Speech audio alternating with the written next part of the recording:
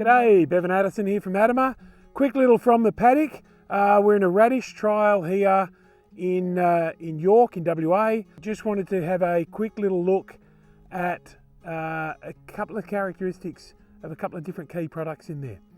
Now, just in the background here, you can see this untreated control, plenty of radish there. And as we look across the trial behind me, generally a lot of things have done a pretty good job of getting things under control.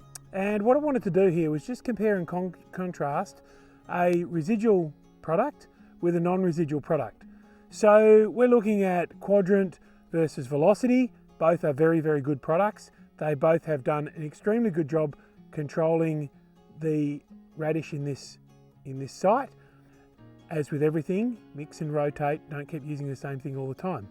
But a couple of the differences that we'll have a quick little look at.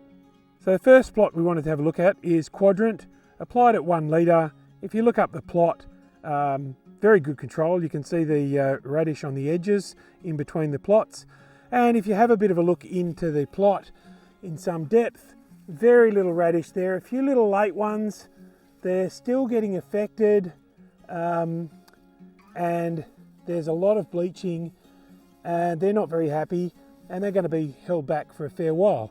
And that's the residual nature of some of the components of Quadrant. It's a multi-mode of action product with bromoxynil, diflufenicin, picolinophen and MCPA. Now if we move across here, past the untreated between the plots, we're into the plot of Velocity. So we've applied here Velocity at 1 litre per hectare plus Hasten. And bearing in mind, all these treatments were now applied 43 days ago. Velocity is a great product. Pyrosulfatol, very, very important part of the chemistry that we need going forward, but it doesn't have residual control. And so if we've got any areas like this where there is a bit of a radish population, potentially an old radish that's dropped seeds, you can get a lot more second germinators that are healthy and quite vigorous, and that is just the nature of the product. So a bit more competition in here, there's still a few in there.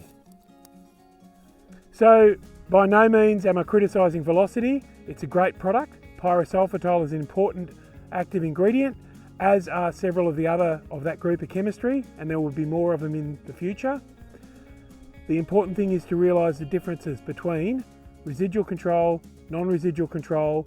Where do you use each one? How do you get the benefits to maximise your weed control and maximise the longevity of all the options that you've got in your armoury? Thanks for listening.